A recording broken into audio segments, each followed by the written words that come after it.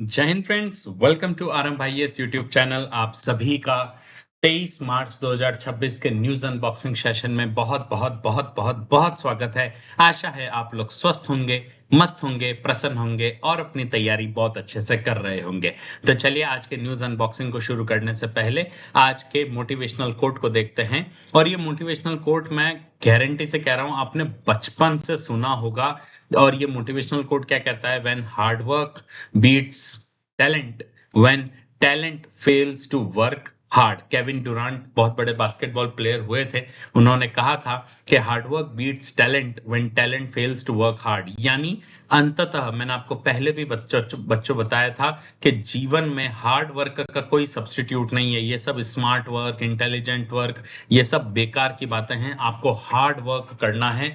आपको मन लगाकर दिन रात टेबल पर बैठकर अपने आप को तोड़ना है, निचोड़ना है। बुक्स के सामने बैठा रहना है। अच्छे मेंटर्स को आपको पढ़ना है। अच्छे अच्छे लोगों से आपको बात करनी है। अपनी जो ट्राइब है ना, उसको बहुत अच्छा करना है। Because your tribe attracts your vibe attracts your tribe. तो आपकी वाइब को पॉजिटिव रखना है और हार्ड वर्क का कोई सब्स्टिट्यूशन नहीं ढूंढना है। There should be no excuse of doing the hard work, and if you will find the substitute to the hard work, then your talent will definitely fail. So remember this quote बच्चों, hard work beat talent when talent fails to work hard. ठीक है, चलिए आज के newspaper को discuss करते हैं। आज का न्यूज़पेपर बहुत ही मजेदार है बच्चों, क्योंकि आज के न्यूज़पेपर में कोई न्यूज ही नहीं है ना, लेकिन 4 एडिटोरियल बहुत ज्यादा इंपॉर्टेंट है जो हमें डिस्कस करने हैं। ये 4 एडिटोरियल कौन से हैं? सबसे पहला है डबल इंजन, दूसरा है डिजिटल एक्साइल, है ना, थर्ड है section 301 and fourth is Ayush opportunity.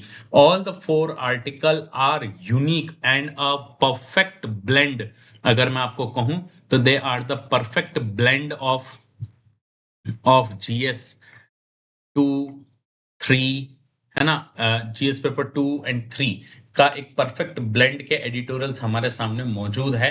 और बहुत अच्छे आर्टिकल्स हैं, बहुत कुछ सीखने को मिलेगा। खास करके थर्ड आर्टिकल जो है ये हमारे प्रीलिम्स के पर्सपेक्टिव से भी बहुत ज्यादा इंपॉर्टेंट है, as well as for the mains perspective. तो ये इंपॉर्टेंट होता ही एडिटोरियल। ठीक है, तो चलिए without wasting much time let's start the very first editorial unboxing, that is news, that is double engine का cute slogan a serious federal question. है ना, हमारे भारत के जो पूर्व चुनाव आयुक्त थे उन्होंने ये जो है एडिटोरियल लिखा है। और उन्होंने कहा है कि जो डबल इंजन का जो कंसेप्ट अभी हाल ही में जो करंट सेंट्रल गवर्नमेंट है ये बहुत ज्यादा उछल उछल के कहती है कि डबल इंजन की सरकार है, डबल इंजन की सरकार है। इसका मतलब है कि सेंटर एंड स्टेट में, है ना, सेंटर एंड स्टेट में क्या होगी? सेम गवर्नमेंट होगी टू रूल। सेम गवर्नमेंट होगी, सेम पार्टी की गवर्नमेंट होगी। This is called as double engine. But क्या ये डबल इंजन कहना सही है?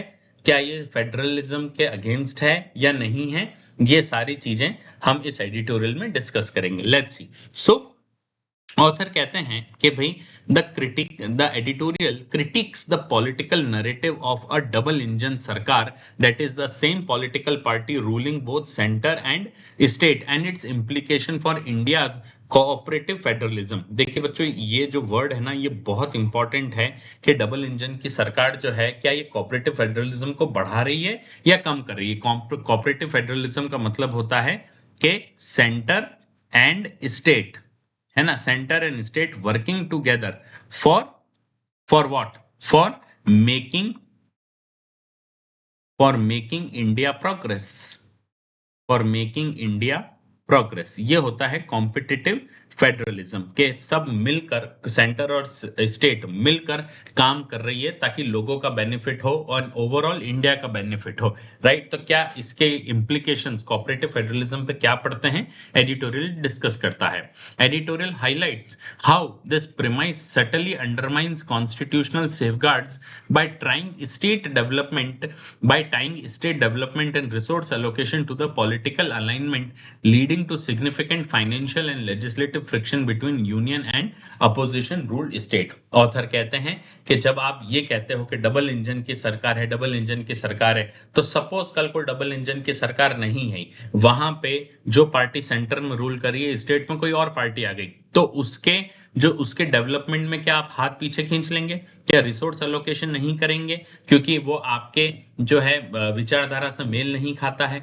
तो इसके बहुत ज्यादा सीरियस इंप्लीकेशंस होते हैं डबल इंजन की सरकार बोलने से। तो चलिए एक एक करके आर्ग्यूमेंट डिस्कस करते हैं। सबसे पहला, अलाइंड स्टेट्स बेनिफिट, है ना। India constitution establishes a federal structure.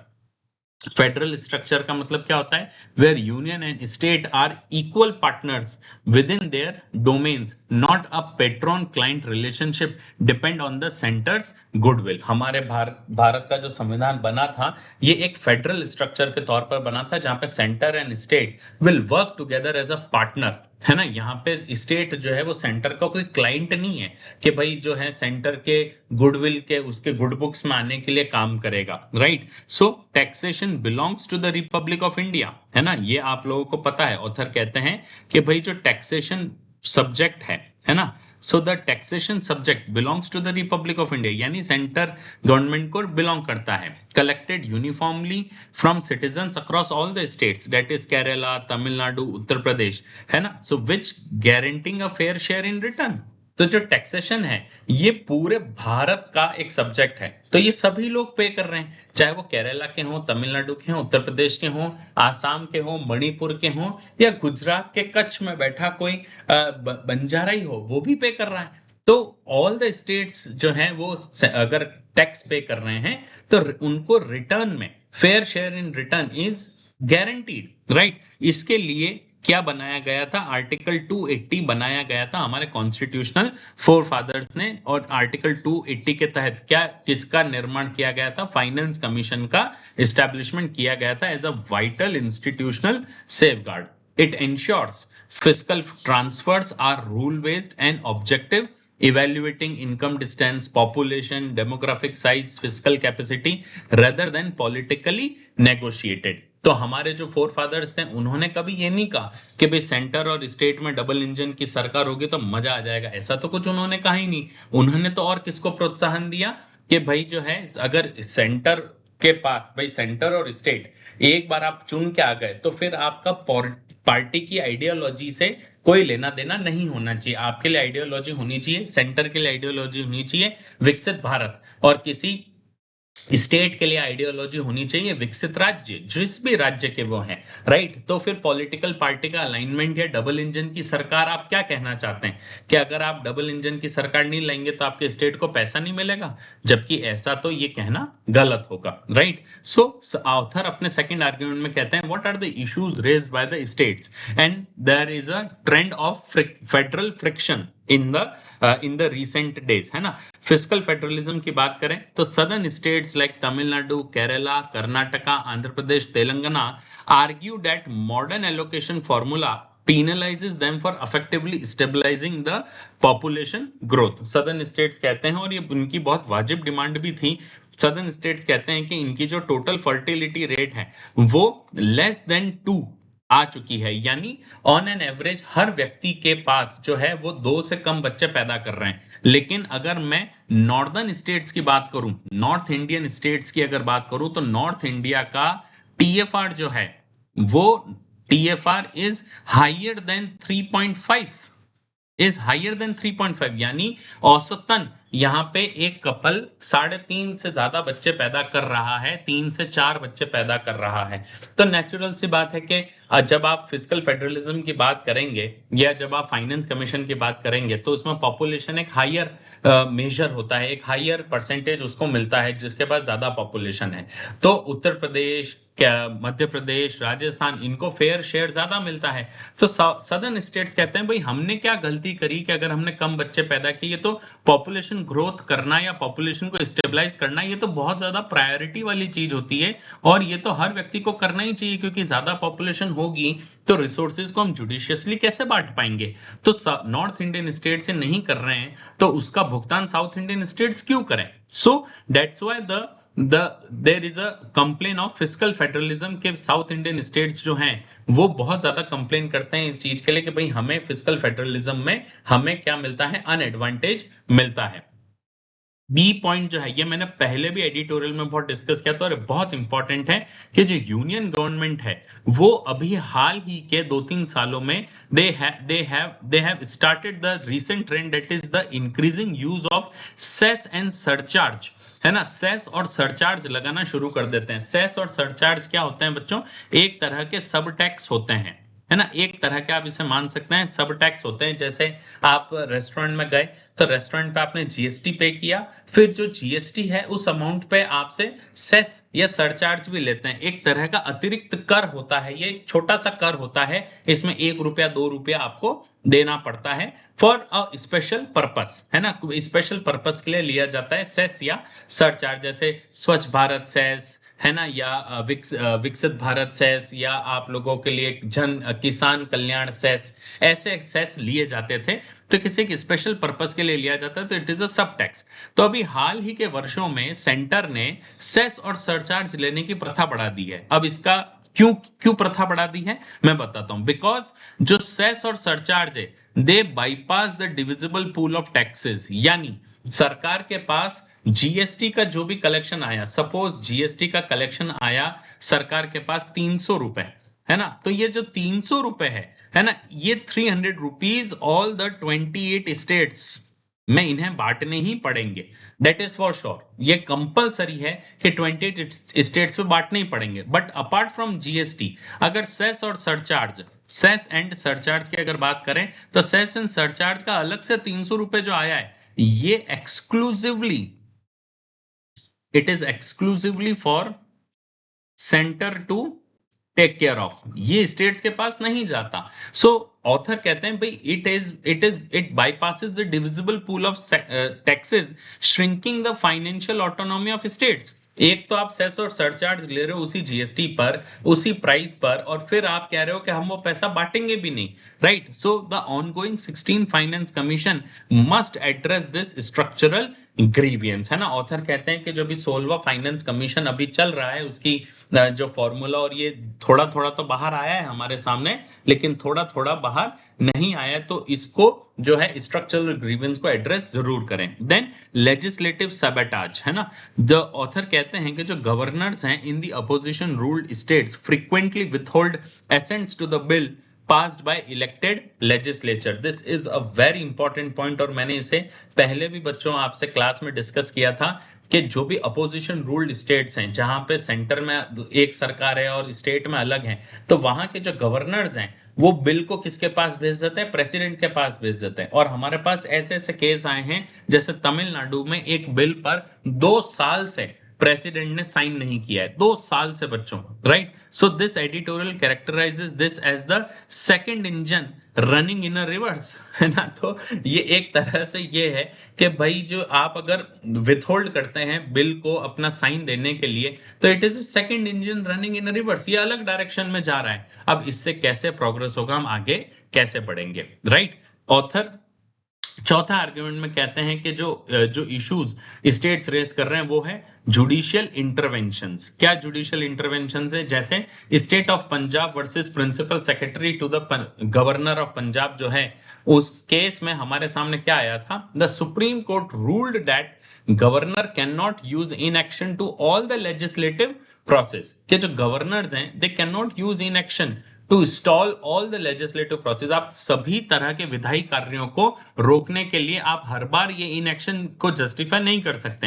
And this one is तो the most important factor, that is state of Tamil Nadu versus governor of Tamil Nadu. उसमें तो सुप्रीम कोर्ट ने reaffirmed that prolonged gubernatorial inaction is constitutionally impermissible defending the legislative sovereignty of state assembly. तो state of Tamil Nadu versus governor of Tamil Nadu का जो case गया था, उसमें तो साफ कहा गया था कि भाई जो ये जो जानबूझ के जो ये गवर्नर इन एक्शन दिखा रहे हैं स्टेट के बिल्स पर, तो ये तो लेजिस्लेटिव सॉवरेनिटी के बिल्कुल अगेंस्ट है, और स्टेट लेजिस्लेटिव को उन्होंने डिफेंड किया था, राइट। ऑथर कहते हैं the continuous administrative friction between the elected government in Delhi and the lieutenant governor exemplifies the governance held hostage to political rivalry, है ना? While overt centralization via Article 356 was curtailed by landmark SR Bommai versus Union of India judgment, modern federal challenges are subtler, hollowing out the spirit of federalism while maintaining its form. Author कहते हैं और बहुत important point कहते हैं कि before 1994, है ना, centre को अगर स्टेट को दबाना होता था ना, तो वो आर्टिकल 356 का यूज करता था, प्रेसिडेंट रूल का यूज करता था। लेकिन 1994 के बाद जो ये एसआर बोम्मई केस आया, तो एसआर बोम्मई केस के बाद जो है ये प्रेसिडेंट रूल की जो फ्रीडम थी वो पूरी तरह से कर्टेल हो गई। तो अब जो है, जो नए नए टाइम्स में जो आर्टिकल 356 का हो रहा है, ये एक नए तरीके से यूज किया जा रहा है और बहुत ही सटलर फॉर्म में यूज किया जा रहा है कि दोहरी सरकार आएगी, डबल इंजन आएगा। ऐसा थोड़ा ना होता है भाई, सेंटर और स्टेट ये हमेशा ही इंजन रहेंगे। अगर केवल मेरे आइडियोलॉजी की सरकार आएगी तो वो इंजन कहलाएगा, बाकी वो इंजन नहीं कहलाएगा, ऐसा थोड़ी ना है ना? तो ये चीज ध्यान रखने वाली बात है। ऑथर अपने कंक्लूडिंग रिमार्क में कहते हैं कि what are the types of structural reforms needed. सबसे पहले, judicial intervention is insufficient, true structural reform is required, है ना? सेंट्रल लेवल पे true structural reform is required. यहां पे आप चाहें तो लिख भी सकते हैं at central level, at central level. Second, finance commission recommendations could be made more legally binding. सबसे इंपॉर्टेंट बात है कि आर्टिकल 280 के तहत, है ना, जो फाइनेंस कमीशन अपनी रिपोर्ट सबमिट करती है प्रेसिडेंट को, राइट, और प्रेसिडेंट भेजते हैं इसे पार्लियामेंट, राइट। अब पार्लियामेंट जो है सेंटर के पास जब ये आता है, तो सेंटर इसे माने या न माने, सेंटर इसे माने या न माने,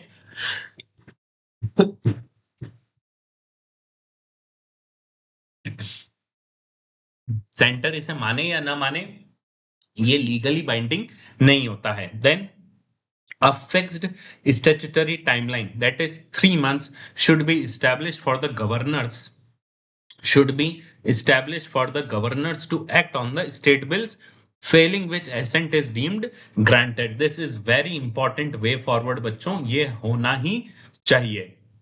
देन इंटर स्टेट काउंसिल्स जो हैं, जो आर्टिकल 263 के तहत बनाई जाती है, must be revitalised as the active forum for dispute resolution rather than ceremonial bodies. Inter state council हमारे कॉन्स्टिट्यूशनल मेकर्स ने आर्टिकल 263 के तहत बनाई थी। It is a very important constitutional body, जो ये केवल एक क्या बन के रह गई है, एक सेरिमोनियल बॉडी बन के रह गई है। तो ये केवल एक सेरिमोनियल बॉडी नहीं बननी चाहिए, it should be revitalize as the active forum for dispute resolution. ठीक है, चलिए प्रीलिम्स प्रैक्टिस क्वेश्चन की बात करते हैं। Consider the following statement regarding the fiscal federalism in India. Fiscal federalism in India की बात करें तो पहला स्टेटमेंट है, cess and surcharge levied by the union government form a mandatory part of the divisible pool of the taxes shared with the state. जी नहीं बच्चों, this statement is absolutely false. They are not mandatory but they are voluntary, है ना? अगर देना हो तो दे सकते हैं, नहीं देना हो तो कोई जरूरी नहीं है। तो first statement is absolutely wrong. Second,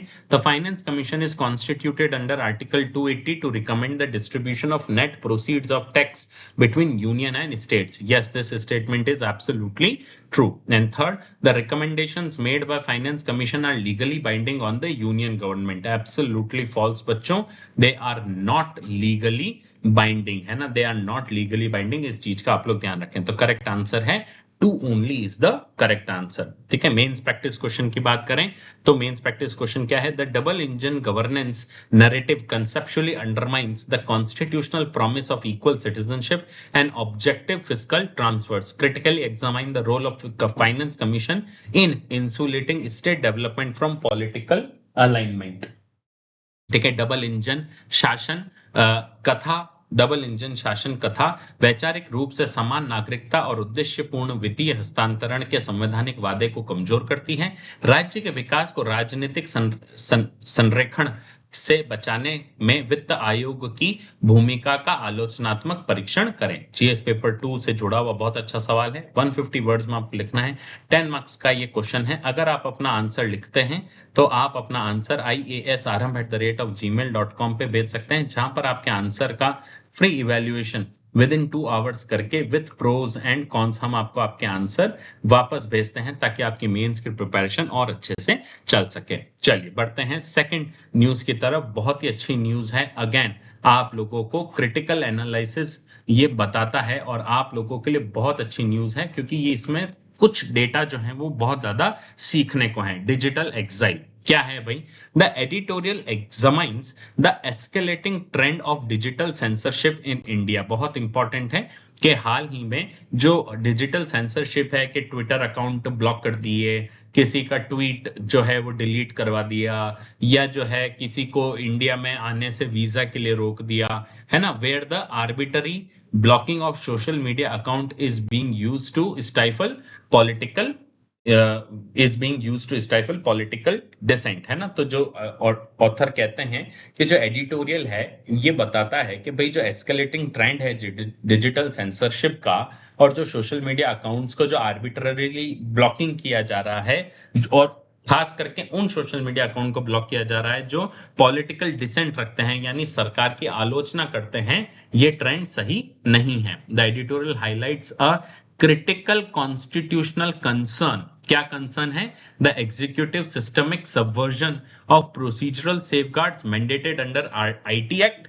which effectively places citizen in the digital exile, undermines the demographic right to free speech and judicial review। Author कहते हैं कि भाई एक नागरिक के पास जो है आईटी एक्ट के तहत उसे फ्रीली अपने विचार एक्सप्रेस करने की अनुमति प्राप्त है, लेकिन अब आप इसका अगर आप मिसयूज करते हैं, जो प्रोसीजरल सेफगार्ड्स को अगर आप बाईपास करते हैं, उसे खत्म करते हैं, तो एक तरह से हम डिजिटल एग्जाइल में रह रहे हैं। हम कुछ भी ओपनली बोल ही नहीं सकते क्योंकि हमें पता है कि जैसे ही हमने ओपनली कुछ कहा तो आपका सारा प्रोसेस वहां पे खत्म हो जाएगा। तो this is important thing. Then चलिए, सो ऑथर अपने पहले आर्ग्यूमेंट में कहते हैं the escalation of digital censorship. अगर डेटा की बात करें, सो ऑथर कहते हैं there is a massive surge in censorship. Censorship मतलब ब्लॉक करना, है ना, with blocked URL post and account ballooning from 417 2014 to 9,800 in 2021।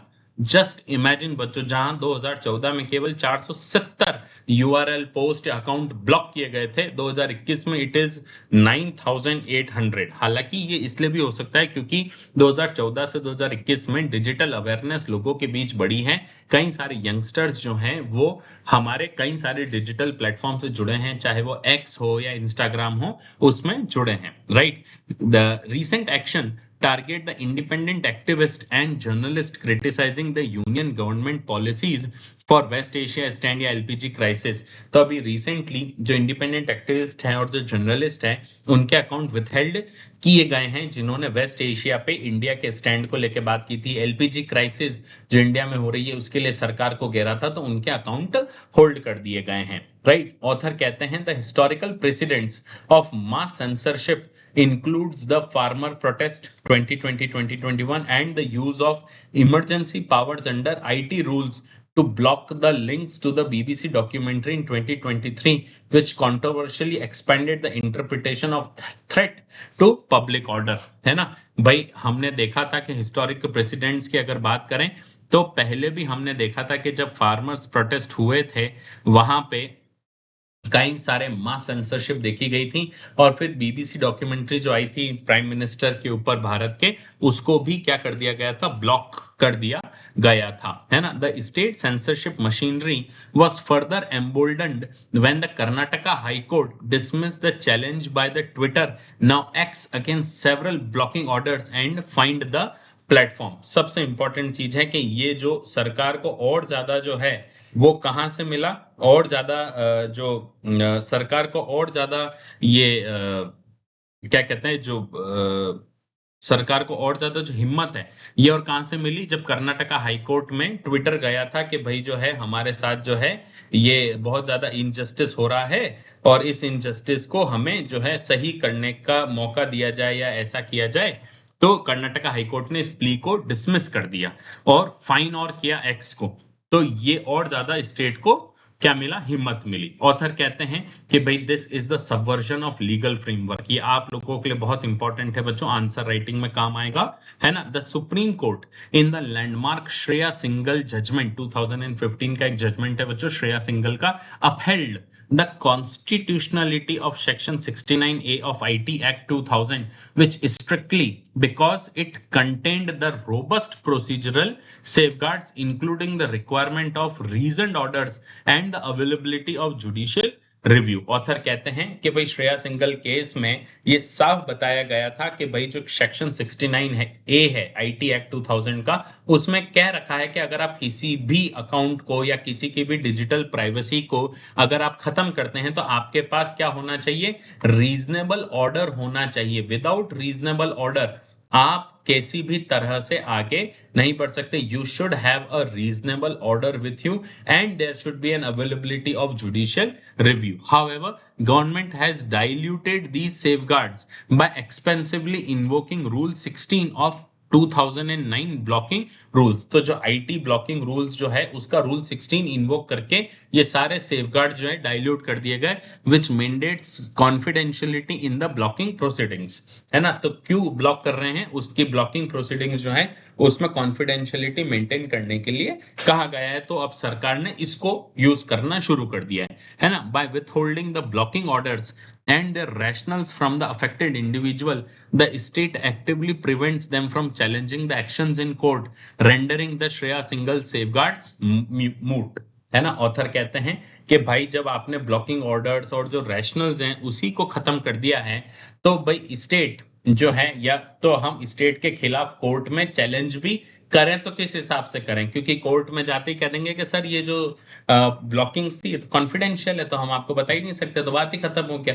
हालांकि कोर्ट इसमें स्वीपिंग पावर्स रखती है, बट फिर भी जो है श्रेया सिंगल केस में जो सेफगार्ड्स कोर्ट ने दिए थे वो पूरी तरह से क्या हो जाते हैं, मूट हो जाते हैं। ठीक है, अब institutional failure and digital exile की बात करें तो the mandated review committee under IT rules 2009 is an entirely executive body and has a track record of never overturning a government blocking order, है ना, demonstrating a lack of independent oversight. This is very important कि जो review committee है IT rules के तहत वो एक executive body है, और एग्जीक्यूटिव बॉडी है मतलब सरकार द्वारा बनाई जाती है, सरकार द्वारा हटाई जाती है, सरकार द्वारा लोगों को इसमें भेजा जाता है, सरकार द्वारा लोगों को इसमें से हटाया जाता है। तो नेचुरल सी बात है कि वो इंडिपेंडेंट नहीं हो सकती, right. So this systemic bypassing of the right to heard, है ना, राइट टू हर्ड आर्टिकल 21 का बहुत इंपॉर्टेंट राइट है।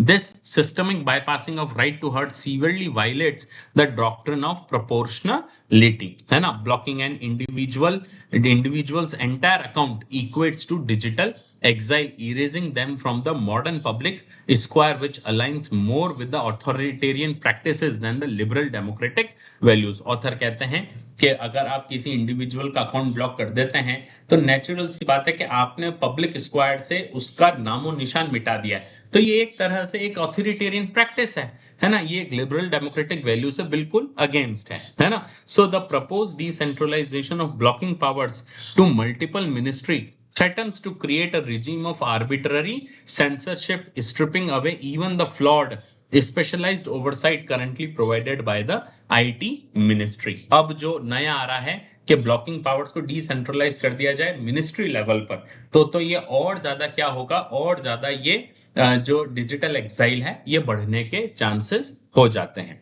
ठीक है, चलिए सेकंड मेंस प्रैक्टिस क्वेश्चन देखते हैं। While the state requires specialized powers to counter internal security threats emanating from cyberspace, the sweeping decentralization of censorship powers poses a severe threat to the demographic discourse. Discuss.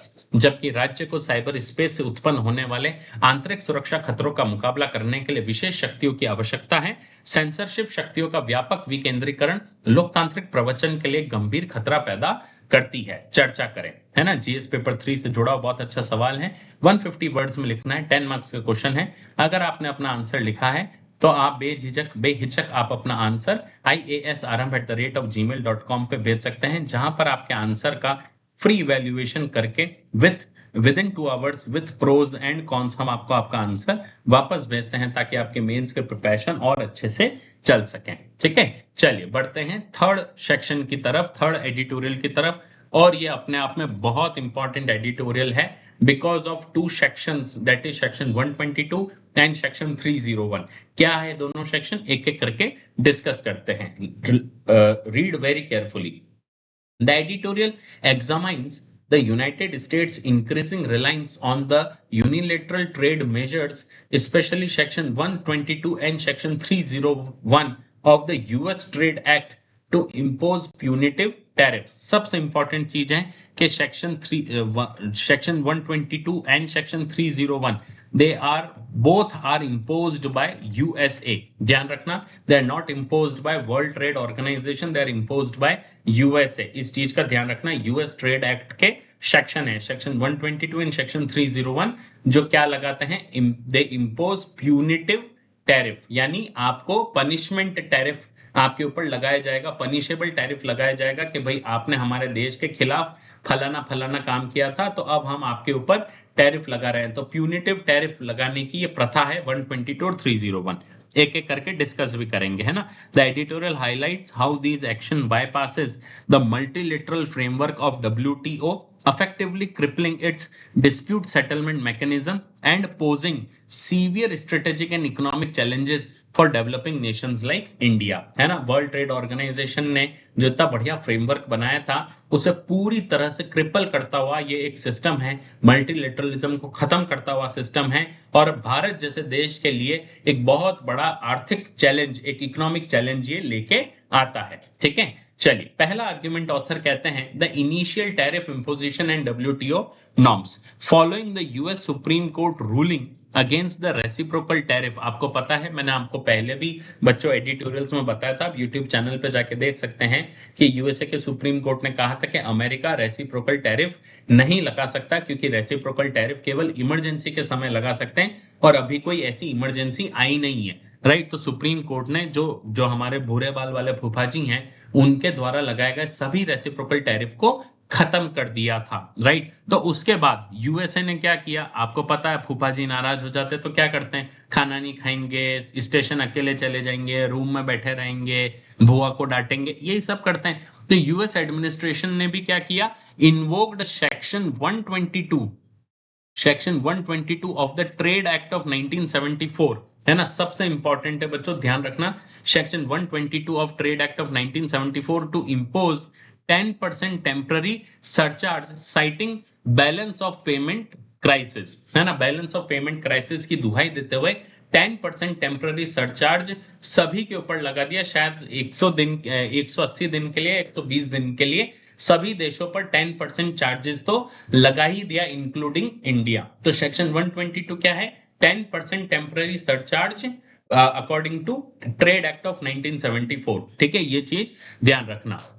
Right, this move is legally contested domestically in United Nations Court of International Trade, but under World Trade Organization rules, under WTO rules, countries facing severe BOP difficulties can impose import restrictions, यानी quotas, but not tariff। है ना, WTO ने क्या कहा कि अगर आपका BOP difficulty है, बैलेंस ऑफ पेमेंट, यानी बैलेंस ऑफ पेमेंट क्राइसिस क्या होता है बच्चों, बैलेंस ऑफ पेमेंट क्राइसिस है कि सपोज आप अपने देश में, आपके देश का इंपोर्ट, है ना, सपोज फॉर एग्जांपल आपके देश का इंपोर्ट हो रहा है 100 रुपए, ठीक है, लेकिन आपके देश का एक्सपोर्ट जो है वो है केवल और केवल 40 रुपए।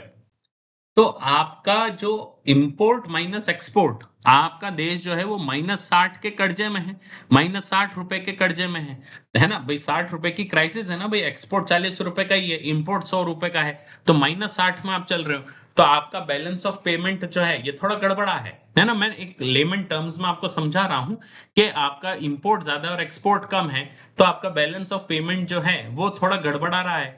तो वर्ल्ड ट्रेड ऑर्गेनाइजेशन कहता है कि अगर आप बीओपी डिफिकल्टीज फेस कर रहे हैं तो आप जो है इंपोर्ट रेस्ट्रिक्शंस लगाइए ना, ये जो इंपोर्ट है इस इंपोर्ट रेस्ट्रिक्शन को लगाइए, है ना। आप जो है टैरिफ थोड़ा लगा सकते हैं किसी दूसरे देश पे। Furthermore, US currently faces no actual और imminent threat to its monetary reserve to justify such a crisis. Obvious सी बात है कि यूएस का जो मॉनेटरी रिजर्व है उस पे कोई एक्चुअल और इमिनेंट थ्रेट है ही नहीं, according to many many many reports, है ना भाई। तो इसलिए आप किस तरह से आप ये सेक्शन 122 के तहत 10% आपने टेम्पररी टैरिफ लगा दिया है, right now. Anticipating the expiration of Section 122, US initiated two section two section 301 proceedings, है ना। अब ये और खतरनाक है कि अब जब ये जो सेक्शन 122 के तहत जो 10% लगाया गया था, ये केवल 100 दिन के लिए ही लगाया गया था। तो अब जब ये 100 दिन खत्म हो रहे हैं, तो यूएस ने क्या किया, दो सेक्शन 301 प्रोसीडिंग शुरू कर दी। क्या था? Targeting several countries including India, European union, China, aliasing structural access capacity and the use of forced labour. Section 301 के तहत उन्होंने क्या शुरू कर दी कि हमें जांच करनी है कि क्या इंडिया, यूरोपियन यूनियन, चाइना, ये जो देश हैं, क्या सही में हमसे ज्यादा टैरिफ तो नहीं वसूल रहे। तो एक प्रोसीडिंग शुरू करवा दी यूएसए के अंदर, इंडिया, ईयू, चाइना, यहाँ का नाम खराब करने के लिए, राइट। बहुत ही बेकार फूफाजी हैं, राइट। ऑथर अपने सेकंड आर्ग्यूमेंट में कहते हैं it is furthering unilateral action, है ना। जो सेक्शन 301 है, अगर यूएसए अलाउ करता है, और वैसे उसने शुरू कर दिया है, allows the office of United States trade representative USTR to unilaterally investigate foreign trade practice and impose tariff if it deems those practice unjustifiable and discriminatory to the US commerce, है ना। ये बिल्कुल इसकी क्लियर कट डेफिनेशन है जो आपको पता होनी चाहिए कि जो यूएसटीआर है उसको सेक्शन 301 क्या करता है, उसको अलाउ करता है, उसको ऑथोराइज करता है यूनिलेटरली इन्वेस्टिगेट करने के लिए फॉरेन ट्रेड प्रैक्टिस को, और टैरिफ लगाने के लिए, ताकि के उन ट्रेड प्रैक्टिसेस को कि कहीं वो यूएस का जो व्यापार और वाणिज्य है उसके लिए कहीं डिस्क्रिमिनेटरी तो नहीं है, अनजस्टिफाइबल तो नहीं है। अगर है तो फिर तो हम टैरिफ लगा सकते हैं, right. So this creates a severe legal anomaly. It allows the US to act as a sole जज in its own cause bypassing mutually agreed rules of international trade. Author कहते हैं कि भाई ये तो बहुत ही खतरनाक लीगल एनोमली है ना। यूएस ही कोर्ट बिठाएगा, यूएस ही फैसला सुनाएगा, और यूएस ही फिर सजा भी सुना देगा। अरे ऐसा थोड़ी ना होता है ना। तो भाई जहां पे तो फिर ये मल्टीलेटरलिज्म और ये जो इंटरनेशनल ट्रेड की जो हम इतना सब बातें कर रहे हैं, इसका तो कोई मतलब ही नहीं है ना। प्रेसिडेंट की बात करें तो इन 1995 EU challenged section 301 of WTO. The WTO disputes panel noted that merely carrying the threat of unilateral action, the big stick, exerted undue leverage. सीधी सी बात है। तो WTO डिस्प्यूट पैनल ने उस समय भी अमेरिका को लताड़ा था कि आप केवल जो है मतलब छड़ी लेके घूम रहे हो, ठीक है, आप मारोगे नहीं किसी को, लेकिन अगर छड़ी लेके घूम रहे हो तो आसपास जो आपके गली में छोटे छोटे बच्चे हैं वो तो आपसे डरेंगे ना कि अरे यार डंडा लेके घूम रहा है, कल को मार मुरा दिया तो, चौधरी है भाई साहब, मार मुरा दिया तो आप जो थ्रेट लेके घूम रहे हो यूनिलेटरल एक्शन का, वो एक अनड्यू लेवरेज तो क्रिएट करता ही है कि कल को हमें लठ मार देगा अगर 301 के अकॉर्डिंग हमने काम नहीं किया तो। However the panel did not declare 301 illegal, relying entirely on US assurance that it would exercise this power in conformity with WTO obligations. When 1995 में WTO ने कहा था कि WTO obligations के साथ मिलकर ये करना, लेकिन इसका गलत यूज मत करना। लेकिन आज हमारे फूफा जी फिर ये चीज कर ही रहे हैं, है ना। ऑथर अपने आखिरी आर्ग्यूमेंट में कहते हैं नाउ द की डेसिमेटर, है ना। Historically US used section 301। अगर हम बात करें तो ऑथर कहते हैं historically US used section 301 to build cases for WTO dispute settlement mechanism. This changed dramatically around 2016 when it was weaponized to impose punitive measures and unilateral tariff, है ना, up to 25% against China, है ना। When a 2020 WTO panel ruled these US tariff violated international commitment, the US appealed the decision. USA ने कहा भाई हम तो नहीं मान रहे, हम देखेंगे, अपील करेंगे, है ना। इसका क्रिटिकल फ्लॉ क्या है? The appeal went into a void because the US had single handedly blocked the appointment of जजेस of the WTO appellate body. अब आप देखिए कि अमेरिका कितना चोट्टा देश है। अमेरिका के ऊपर डब्ल्यूटीओ पैनल ने कहा कि यूएस का जो टैरिफ है it had violated international commitment, तो यूएसए ने कहा कि नहीं नहीं, हम जो डब्ल्यूटीओ के अपीलेट बॉडी है उसमें हम क्या करेंगे, उसमें हम केस करेंगे। अब डब्ल्यूटीओ के अपीलेट बॉडी पे जैसे केस गया तो देखा कि जो जजेस हैं वो यूएस ही अपॉइंट करता है, वो यूएसए ने अपॉइंट ही नहीं किए। तो नेचुरल सी बात है कि जब जज ही नहीं है तो मामला सुनेगा कौन, rendering the enforcement mechanism defunct. तो जो एनफोर्समेंट मैकेनिज्म था वो पूरी तरह से क्या हो गया, बर्बाद हो गया। Consequently the US, the chief architect of multilateral system, has become its primary decimator. जिस यूएस ने मल्टीलेटरलिज्म का सपना दिखाया था कि हम जो है सब मिलकर काम करेंगे, बहुसंस्थानवाद का जो सपना हम लोगों को दिखाया था, वो ही खुद इस संस्थान को धीरे धीरे तोड़ रहा है, इस प्रैक्टिस से दूर जा रहा है। तो दूसरे देश भी देर नहीं लगाएंगे बच्चों इस सिस्टम से दूर होने के लिए। ऑथर अपने आखिरी आर्गुमेंट में कहते हैं the issue of trade agreement, है ना, the unabashed violation of multilaterally agreed rules demonstrates the fragility of global trade architecture and profound systemic leverage wielded by the US, है ना। रिएक्शंस वेरी की अगर बात करें तो Malaysia declared its trade agreement with US null and void following the US supreme court decision. India currently lacking a comprehensive bilateral treaty agreement, trade agreement with US, faces immense pressure from ongoing 301 probes during its negotiation. Way forward for India की बात करें तो Indian businesses must actively participate in Section 301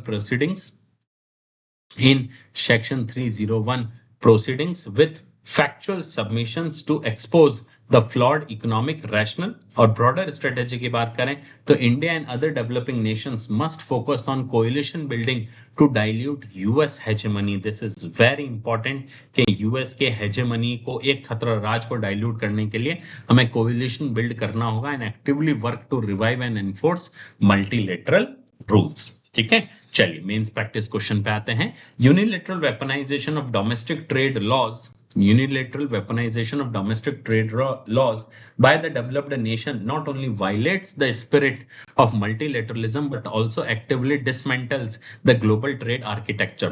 Discuss this statement in the context of US Trade Act Section 301 and current crisis within the WTO। विकसित देशों द्वारा घरेलू व्यापार कानूनों का एक तरफा हथियारीकरण न केवल बहुपक्षवाद की भावना का उल्लंघन करता है बल्कि वैश्विक व्यापार वास्तुकला को भी सक्रिय रूप से नष्ट कर देता है।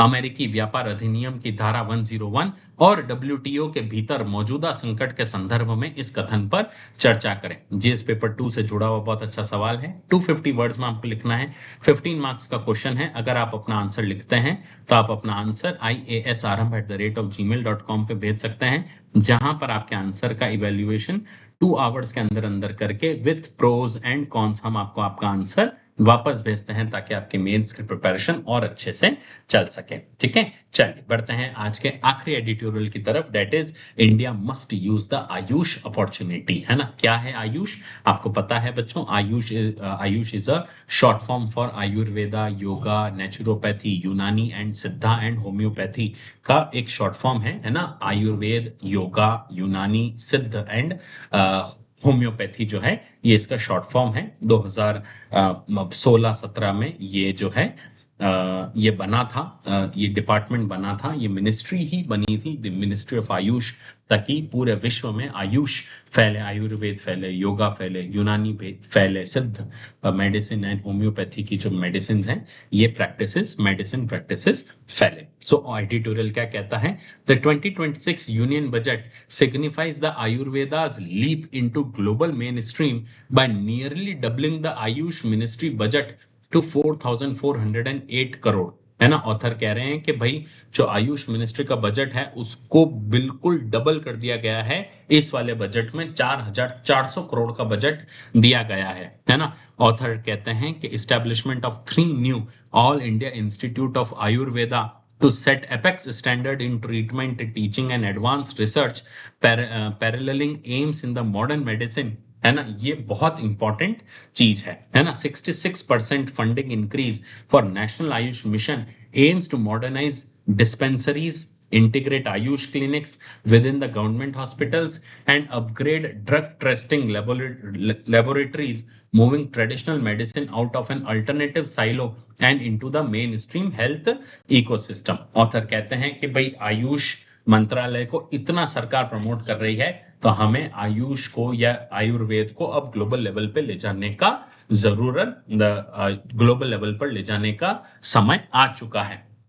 ऑथर कहते हैं अपने पहले आर्ग्यूमेंट में ग्लोबल रीच, है ना, क्या ग्लोबल रीच है? India EU FTA provides crucial global reach, allowing Indian Ayush practitioners to operate in Europe using their domestic qualifications. ठीक है, इंडिया यूएफटीए ने इस चीज को क्या किया है, ये खोला है, डोमेन खोला है कि जो आयुष प्रैक्टिशनर्स हैं, इंडियन आयुष प्रैक्टिशनर्स हैं, वो अब यूरोप में भी काम कर सकते हैं डोमेस्टिक क्वालिफिकेशंस के साथ साथ, है ना। It guarantees Indian companies the right to establish Ayurvedic clinic across the EU without the threat of sudden policy reversal। तो हम जो है आयुर्वेदिक क्लिनिक्स भी खोल सकते हैं पूरे यूरोपियन यूनियन में, और पॉलिसी रिवर्सल का भी यहाँ पे गारंटी दी गई है कि पॉलिसी रिवर्सल नहीं होगा ईयू में, है ना। ये इस मूव का सबसे बड़ा फायदा क्या है? It establishes a pathway for mutual recognization of safety certifications, potentially exempting Indian approved products from the redundant testing in Europe, है ना। तो जो यूरोप में टेस्टिंग के नाम पर जो हमेशा ये सब सियाप्पा चलता रहता है, उसको खत्म करके सेफ्टी सर्टिफिकेशंस को भी वहां पे क्या दी जाएगी, मान्यता दी जाएगी। However, operating in the global market categorizes these treatment as the traditional complementary and alternative medicine, TCAM. ध्यान रखना, वहां पे इसे आयुर्वेदिक ट्रीटमेंट नहीं बोलते हैं, वहां पे उसे traditional complementary and alternative medicine बोलते हैं, TCAM, subjecting them to stringent international regulatory and vigilance framework, है ना। So regulatory harmonization regarding safety, manufacturing quality and health claims is now an absolute necessity. आप इंडिया में तो कुछ भी बोल के बेच दोगे, लेकिन फॉरेन में ऐसे नहीं चलेगा, वहां पे regulatory frameworks are very very very very tight. तो इंडिया में भी हमें उसे क्या करना चाहिए, हार्मोनाइज करना चाहिए। ठीक है, ऑथर सेकंड आर्गुमेंट में कहते हैं we what is the need of the hour, we need